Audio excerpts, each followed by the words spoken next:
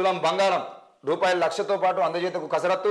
పంచాయతీరాజ్ మహిళా శిశు సంక్షేమం ఫైనాన్స్ విభాగాల అధికారులకు ఆదేశాలు. కొత్త ఆర్థిక సంవత్సరం నుంచి అమలు చేసేటువంటి ఛాన్స్. కొన్ని పాత స్కీములకు సవరణలు. కాంగ్రెస్ పార్టీ మేనిఫెస్టోలో పొందుపరిచిన ఇందిరమ్మ కానుక అమలుపై కసరత్తు ప్రారంభమైంది. నిరుపేద ఆడపడుచులకు వివాహ సమయంలో 1,00,000 ఆర్థిక సహాయంతో పాటు తులం బంగారం కూడా అందజేస్తామని కాంగ్రెస్ మేనిఫెస్టోలో హైలైట్ చేసింది.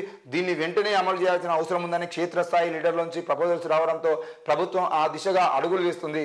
రాష్ట్ర వ్యాప్తంగా ఏటా సగటున కళ్యాణ లక్ష్మి స్కీమ్ను ఎంతమంది తీసుకుంటున్నారు, గతంలో ఎంత బడ్జెట్, తులం బంగారం అదనంగా ఇవ్వడం వల్ల అయ్యే అదనపు ఖర్చు ఎంత అనే అంశాలపై వెంటనే అంచనాల రిపోర్టు ఇవ్వాలని ప్రభుత్వం ఉన్నతాధికారులను కోరింది. ఈ స్కీమ్ అమలుపై పంచాయతీరాజు మహిళా శిశు సంక్షేమ ఫైనాన్స్ విభాగాల అధికారులు కూడా అభిప్రాయాలను నివేదిక రూపంలో ఇవ్వాలని సర్కారు ఆదేశాలు ఇచ్చింది.